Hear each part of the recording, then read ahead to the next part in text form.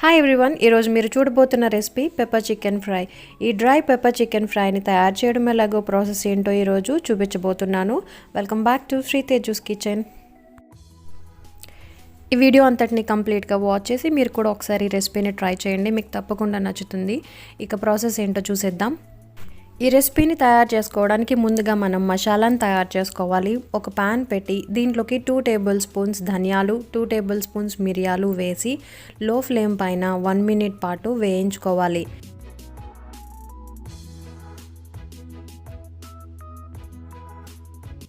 ఇలా ఇవి 1 నిమిషం వేగిన తర్వాత 4 లవంగాలు, 1 టేబుల్ స్పూన్ జీలకర్రను కూడా వేసి మంచి సువాసన వచ్చే వరకు వీటిని లో ఫ్లేమ్ పైన రోస్ట్ చేసుకోవాలి.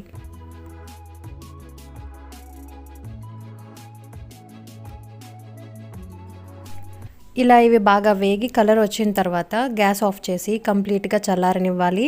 ఇలా చల్లారిన వేడిని మిక్సీ జార్లోకి తీసుకుని ఇలా ఫైన్ పౌడర్ లాగా చేసుకుని ఓ పక్కన పెట్టుకోవాలి.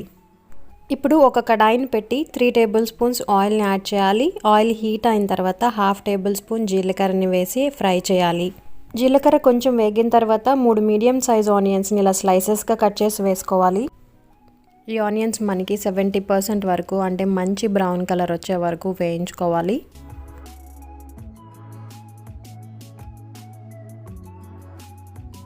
ఆనియన్స్ ఇలా బాగా వేగిన తర్వాత 1 table spoon ginger garlic paste, 1/2 table spoon turmeric powder, అలాగే 1/2 టేబుల్ స్పూన్ గరం మసాలాని వేసి వీటిని మరొక నిమిషం పాటు లో ఫ్లేమ్ పైన వేయించుకోవాలి.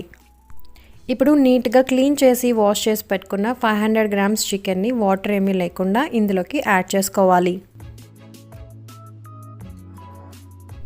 చికెన్ వేసిన తర్వాత మీడియం హీట్లో ఒక 5 మినిట్స్ పాటు కుక్ చేసుకోవాలి. ఇలా కంప్లీట్గా చికెన్ని ఆనియన్స్తో కలిసేలాగా కలుపుకున్న తర్వాత ఒక 5 నిమిషాలు చికెన్ని కుక్ చేసుకుందాం.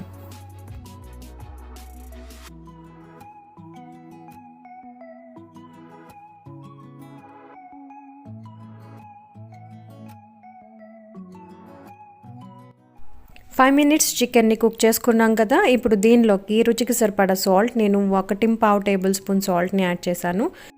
సాల్ట్ అంతా కూడా చికెన్కి బాగా పట్టేలాగా కలుపుకున్న తర్వాత మరొక 2 నిమిషాలు చికెన్ని కుక్ చేయాలి.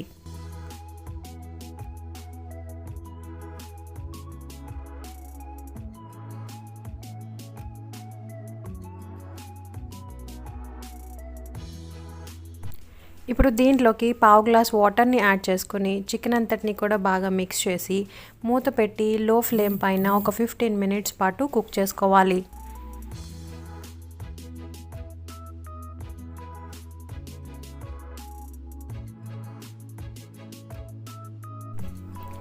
ఇలా 15 మినిట్స్ కుక్ చేసిన తర్వాత చెక్ చేసినట్టయితే చికెన్ అంతా కూడా బాగా కుక్ అయింది.